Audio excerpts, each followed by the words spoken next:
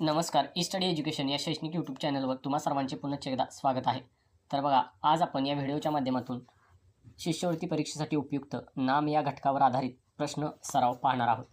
तर चला मग व्हिडिओला सुरुवात करूया. तर बघा, प्रश्न क्रमांक 1, खालील वाक्यातील नाम ओळखून त्याचा योग्य पर्याय क्रमांक निवडा. प्रश्न 1 ते 15. प्रश्न 1, काय छान पाऊस पडत आहे. या वाक्यातील आपल्याला नाम ओळखायचं आहे. पर्याय आहे, पाऊस, छान, काय.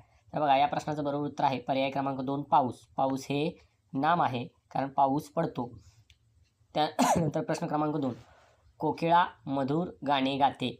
या वाक्यामध्ये कोणतं नाम आलेलं आहे. गाते, मधुर, गाणे, कोकिळा. तर बघा, या प्रश्नाचं बरोबर उत्तर आहे पर्याय क्रमांक 4, कोकिळा. कोकिळा हे जे आहे ते एका पक्ष्याचं नाव आहे, म्हणून पक्षी, पदार्थ, प्राणी, वस्तू, पर्वत यांच्या नावाला आपण नाम असं म्हणतो, म्हणून पर्याय क्रमांक 4 हे याचं बरोबर उत्तर आहे.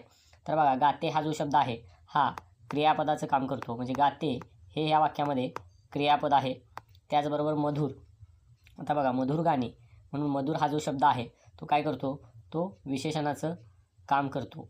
अशा पद्धतीने पर्याय क्रमांक 4 हे नाम बरोबर आहे. प्रश्न क्रमांक 3, रमेश खूप अभ्यास करतो. या वाक्यामधलं आपल्याला नाम ओळखायचं आहे. रमेश अभ्यास करतो खूप. तर बघा, या प्रश्नाचं बरोबर उत्तर आहे पर्याय क्रमांक 1, रमेश. रमेश हे एका व्यक्तीचं किंवा मुलाचं नाव आहे, म्हणून व्यक्ती किंवा मुलगा याचं नाव, याला आपण नाम असं म्हणतो. पर्याय क्रमांक 1 बरोबर उत्तर आहे. प्रश्न क्रमांक 4, केवढा मोठा डोंगर होता तो. बघा, केवढा मोठा डोंगर तो. तर या प्रश्नाचं बरोबर उत्तर आहे पर्याय क्रमांक 3, डोंगर. डोंगर हे सामान्य नाव आहे आणि समजा आपण त्या डोंगराचं नाव घेतलं तर ते विशेष नाम होतं, परंतु डोंगर हा या वाक्यातील बरोबर नाम असणारा पर्याय आहे. प्रश्न क्रमांक 5, आज खूप उष्णता जाणवत आहे.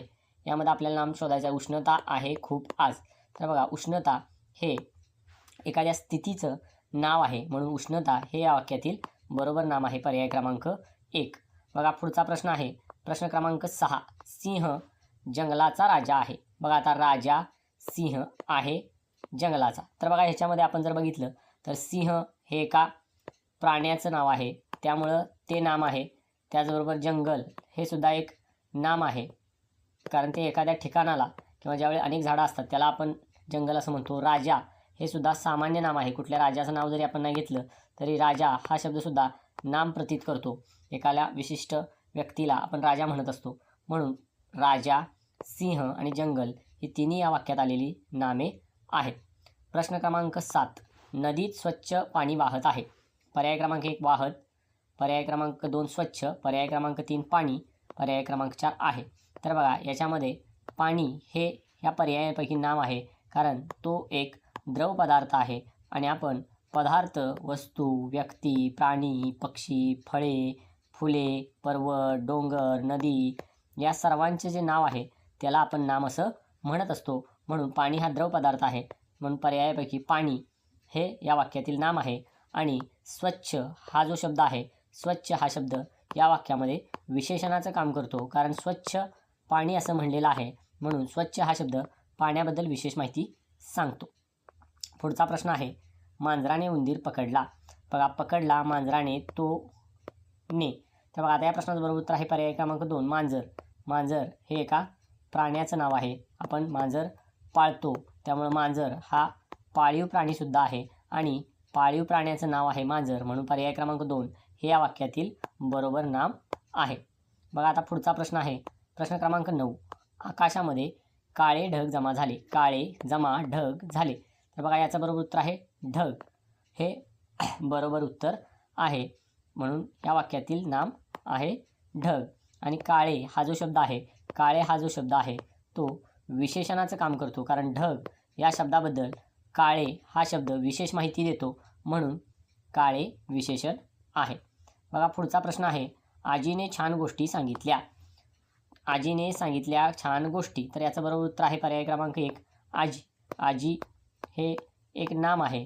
त्याचबरोबर गोष्ट हे सुद्धा या वाक्यामध्ये नाम ठरू शकतं, कारण गोष्ट, कादंबरी, कथा यांनासुद्धा आपण एक विशिष्ट जी रचना आहे त्याला वेगवेगळी नावं दिलेली आहेत. त्याचबरोबर उतारा जरी म्हटलं, त्याचबरोबर कथा, म्हणून बरोबर उत्तर आहे आजीने. बघा, पुढचा प्रश्न आहे, झाडावर हिरवे पोपट बसले आहेत. हिरवे पोपट बसले आहेत.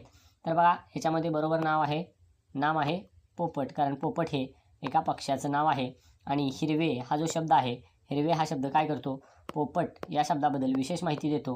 म्हणून या वाक्यामध्ये हिरवे हे विशेषण आहे. हिरवे पोपट, पोपट कसे तर हिरवे, म्हणून हिरवे विशेषण आहे. पुढचा प्रश्न क्रमांक 12 पाहण्या अगोदर तुम्हाला हा जर व्हिडिओ आवडला असेल तर व्हिडिओला एक लाईक नक्की करा आणि नवनवीन व्हिडिओसाठी आमच्या चॅनलला सबस्क्राईब करा. तर बघा प्रश्न क्रमांक 12, मुंबई हे मोठे शहर आहे. मुंबई मोठे आहे शहर. तर बघा आता मुंबई हे ह्या वाक्यातील नाम आहे, कारण ते एका शहराचं नाव आहे.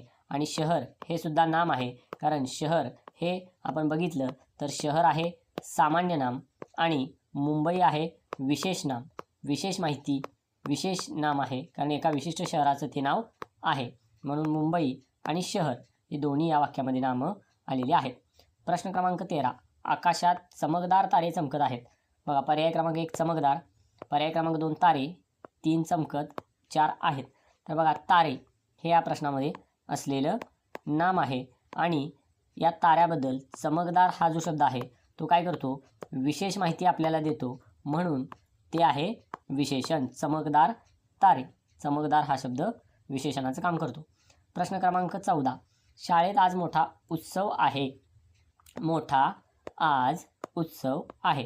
तर बघा उत्सव म्हणजेच आपण त्याला काय म्हणतो, सण, त्याचबरोबर समारंभ. मग आता उत्सव किंवा सण हा जो आहे हा सामान्य नामाचा प्रकार आहे, कारण उत्सव आणि सण हे झालं सामान्य नाम.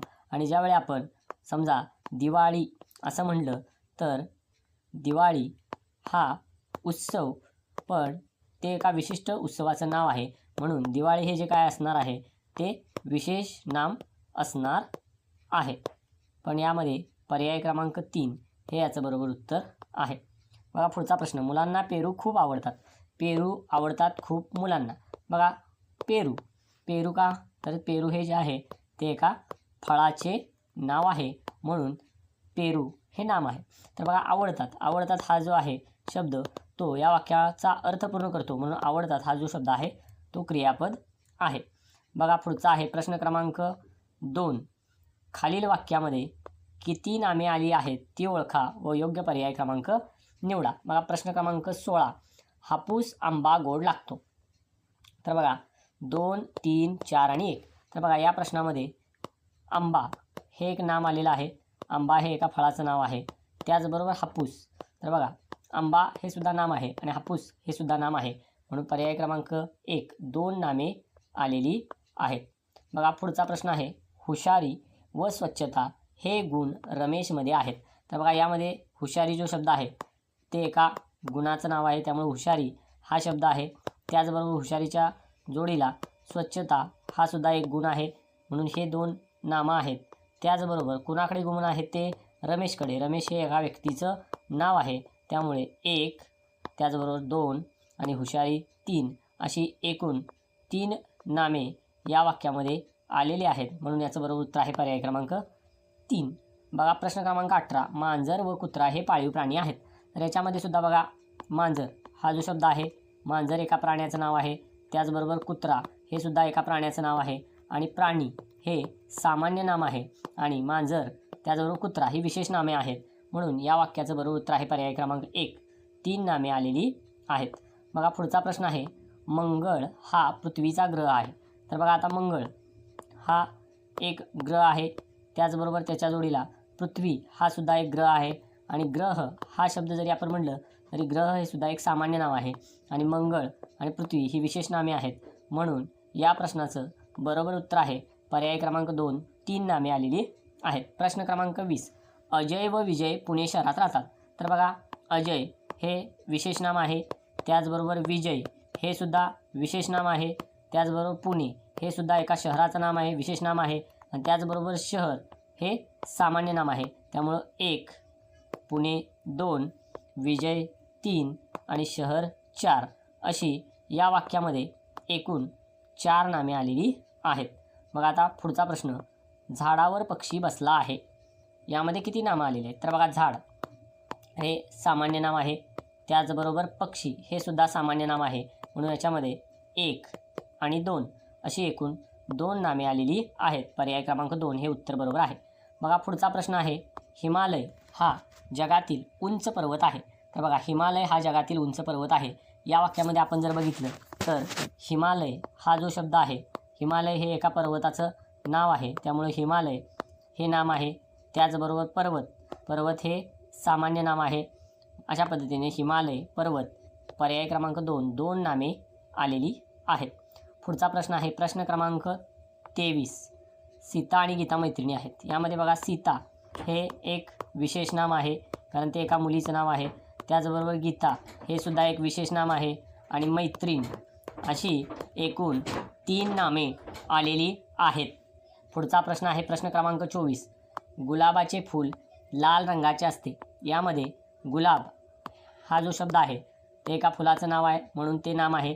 त्याचबरोबर फूल हे सुद्धा सामान्य नाम आहे आणि रंग हे सुद्धा एक गटाचं किंवा रंग हे सुद्धा एक नाम आहे, म्हणून एकूण 3 नामे या वाक्यामध्ये आलेली आहेत.